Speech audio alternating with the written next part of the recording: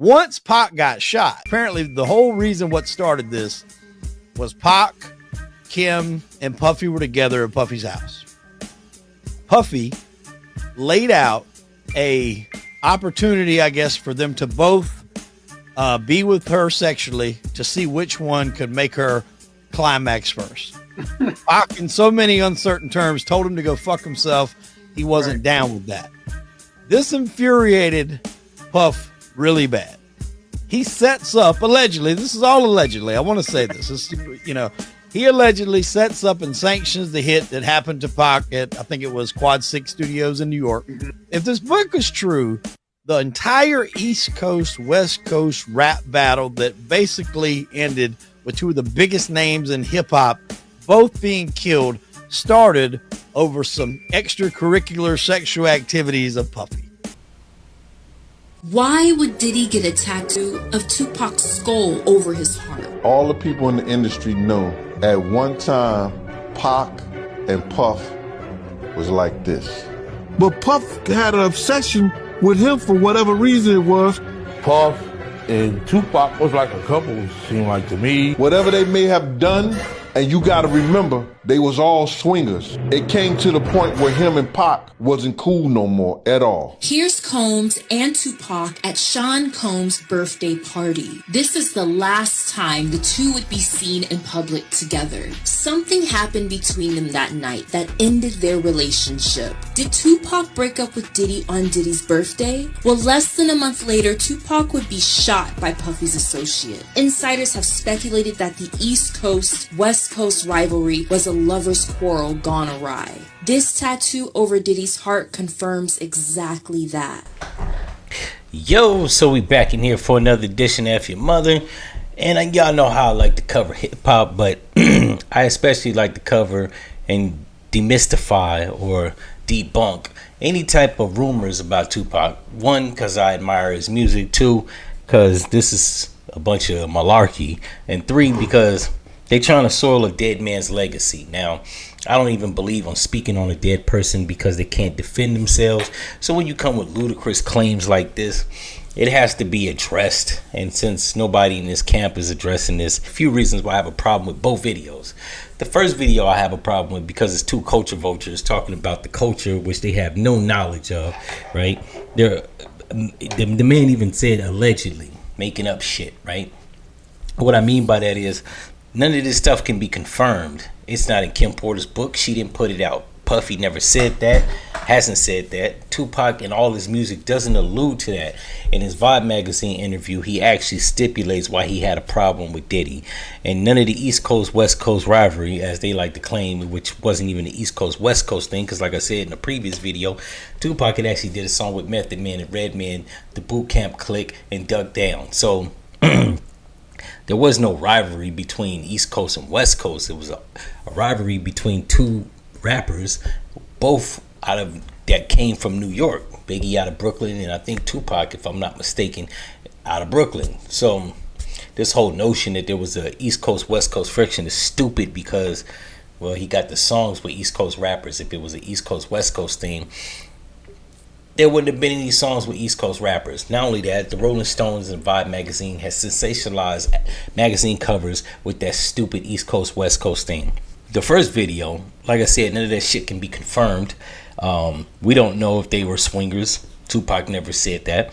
The reason he said he had problems with Puffy is because in the Vibe magazine, I think he said 3 or 4 articles or 3 or 4 covers while he was locked up, Puffy had spoke on the fact that he wasn't really shot. Not only that, I think he had actually spoke on the fact that the people that was cool with Puffy are the ones that shot him. And not only Biggie knew that, but he knew that. Oh, he goes on to say that the Vibe magazine article that they did while he was locked up, Puffy actually, when he had actually did an interview inside of prison, he'd actually said the thug life was dead. He wasn't gonna like rep that. He was talking about the group, not his mantra of thug life. The hate you gave little infants fucks everybody. Puffy had took that as he was like bowing out, like he was weak or something. That's why he had a problem with Puffy. He even goes on to say that. See what I said in the Vibe article? I basically bowed out. It was going to go ahead about my life. The next issue, No, that wasn't even the next issue because them cowards waited about 4 issues before they got their story together. So yes, I did say Thug Life was there. Yes, I bowed out, all of that. But when they said that, they breathed new life in me. Yeah. And Thug Life not only became a rap group, but it became a way of life for life for me. Because they disrespected me, my name, my family. You read where I gave my whole soul to you motherfuckers and said, yo, I'm through. I just want to chill. I just want to live life. And motherfuckers took shots from every direction. They thought that meant that I'm gay now. He'd fuck me in the ass now. So, okay, you want to see some macho shit? I'm the most macho nigga out here. I thought you niggas knew. I'm the most thuggest nigga out here. Niggas talking about I denounce thug life like I'm weak or something, like I'm a bend over, and you know the rest of it if you've seen the interview. He was talking hyperbole. He wasn't talking literally. For all the dummies out there, it seems like 2024, everything's sexualized. Everything got to be like over sexualized, or it's got to be gay innuendos woven into like reality. Everybody's brain is on sex, and as much as I like sex, get your damn brain out the gutter for a minute. The second video, Gene Deal, ex-bodyguard of Diddy, was running his mouth, talking stuff, like once again talking about a book that nobody has seen, which, like I said, can't be confirmed. The tattoo on his chest isn't actually a tattoo of Tupac. It's a tattoo of a skull with a scarf on it, or a bandana, which he was probably alluding to the fact that is probably a celebratory tattoo after Tupac got killed. So it probably does symbolize the death of Tupac. I don't think it symbolizes Tupac himself, because the tattoo isn't of Tupac. It's of a skull. It's a clear, vivid image of a skull with a scarf or a bandana on. So I think he was literally taunting the fact that Tupac was killed with the tattoo, not the fact that he was covering up a tattoo of Tupac. That's ludicrous.